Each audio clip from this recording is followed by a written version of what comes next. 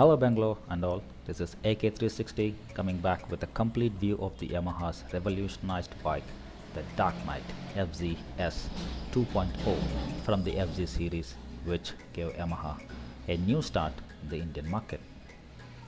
There was a time Yamaha started to vanish into the thin air into the Indian market before 2008. That is when they decided to change things completely, scrap the old designs and bring in all new styling street bike with the FZ series. Since then, they've been doing so many cosmetic changes to give a better look every time they launch a new bike. The Yamaha FZ series has set a new benchmark for biking on the streets. Now, the FZS FY fuel injection takes it to the next level.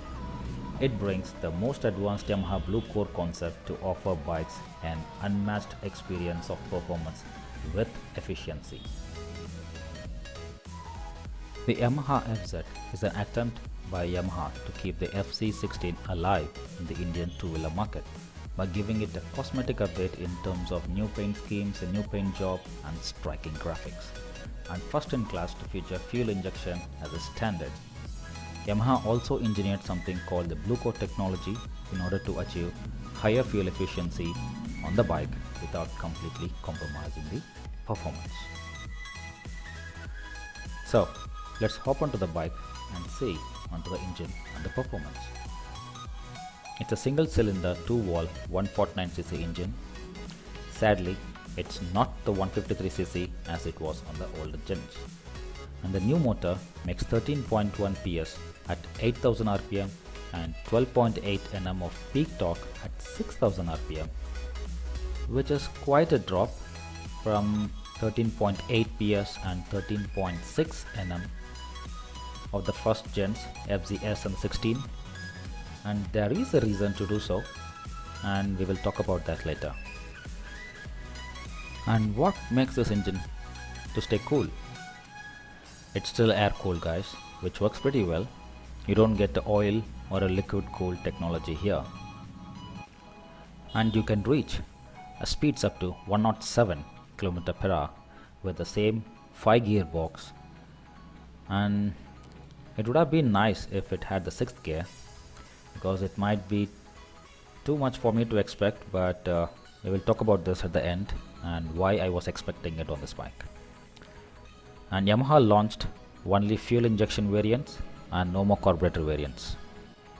And here is the closer look and a better view of how the shift lever looks. Let's move on to the other specs. Let's look at the design and the features offered by Yamaha. This weighs 132 kilos, which is much lighter than the predecessors. Since I drive the NS200, I felt it small and light. I was actually tumbling with the bike at first, like it was my first time on the bike. Okay, we'll park it for the funny department on different section. So this is seriously light, guys, and might be good for better pickup. And when it comes to the power and the body weight ratio, and it's easy to maneuver inside the city traffic. Coming to the dimensions of the bike. So you get a length of 2073 mm and ground clearance of 160 mm, which is good enough to not bump to the speed breakers when you have a pillion in the back. Front tire is of 100 by 80 17-inch alloy wheels supported with a telescopic suspension, and the rear is also a 17-inch wheel 140 by 60, which is supported by a mono suspension swing arm setup. Even the pillion can enjoy the ride at the back without any complaints. As far as safety is concerned, it gets a 242 mm disc and with bi-brake brakes, and this gets a 130 mm drum brake, and the disc variant will be of 220 mm, which gives a decent stopping power. Okay, let's move on to the console. What is on the console? So this time we get all new digital console, which can show odometer, a single trip meter, fuel gauge, RPM scale and a speedometer. So talking about what's outside the console, you get eco meter on the right, the green one, which glows on every gear, so you get high fuel efficiency, a gear meter indicator, signal indicator, high beam, engine oil monitor, and that's the button you change for the trip and the odometer. The split gab rails add to the style, and this is how it looks on the back. The bulbs though get normal conventional bulbs, no LEDs on the back. The front definitely looks like a Street Fighter. The chin style lights and the bigger headlight for better visibility at nights. How's the fit and finishing? The matte black looks stunning on the bike. The fuel tank gets the Blue Coat Technology sticker to showcase their new technology. And this is a fiber, not a metal tank. And this is the new shiny FZ S symbol. The plastic is always top quality, no compromise. Adding to the looks, you also get a front brake pedal as a metal, and the rear passenger also gets a metal foot peg. And taking it a closer look, you get MRF Nilo Grip Zappa FX1 tires for better cornering and better grip on the roads. Let's quickly take a look how it feels when you ride the bike and how it sounds.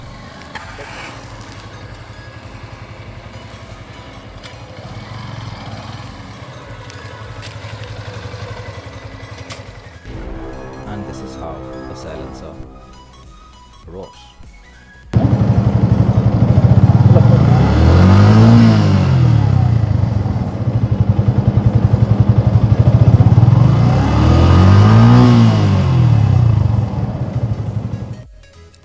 And moving to the pricing department, not sure if Yamaha has missed out doing the survey on the price bracket for a 150cc.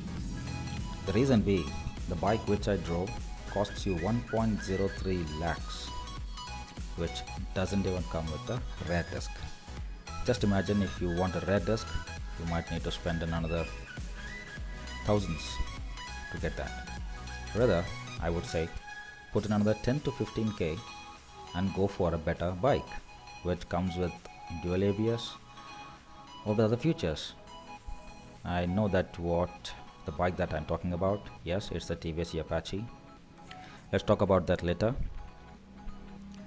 So no offense brother, so unless you want to stick to 150cc or you are a die-hard fan of Yamaha, you can go for this bike. This is a good bike for 150cc. You will have a good comfort, you can take it for a long drive, and it's worth to showcase. Let's wind this up with my observations upon taking a test drive of this bike. So I have been driving this FZ series since years, and I use this bike for long drives. So considering the old bike, so the low end performance is slow, or to say as linear, but it picks up when it starts to cross 2500 to 3000 rpm. That's when the punch comes in. There's one more problem, the downshifting is tight. You can't do a half clutch downshift, and you might get irritated at times as you have to pull the lever completely to do a downshift. Especially bikes without ABS, they should be working with a half clutch, but that's not the case here. Hope Yamaha fixes this on the next gens. Another one, some of you might see digital console issues where the fuel gauge showing is empty. It keeps blinking, as you can see in my video. That's nothing but it shows wrong information. It keeps blinking even though the tank is half filled with petrol. So I have seen this also in the older version which had issues. Even though the tank is filled, it still shows empty. Not sure when Yamaha is gonna fix that. It's been already a decade. Okay, so you will feel a little vibration at about 70 kilometers per hour, and at 100 and you start to feel a little uncomfortable. So you might feel, oh my god, is this gonna break? Okay, so what is it like after buying the bike? The first service starts very soon at 500 kilometers on the odometer, and Yamaha also gives you a 2-year standard warranty or a 3000 kilometer, whichever comes first. So far the bike has been running for a decade, and they've been doing all the changes, and it's still running in the Indian market. I hope they come up with a pretty good design, or with more features with below the 1 lakh package. That's all guys, that's all information I got on this bike. If you need anything, you can always reach out to me. And as a piece of advice, always drive safe and make sure you learn the braking without the ABS, so you better understand your bike and can control at accidental situations. So this is AK360 signing off from Bangalore. Please do hit the like button and subscribe to my channel, as we have some exciting videos to come in future. Leave your comments below and I will reply back at the earliest. Bye all.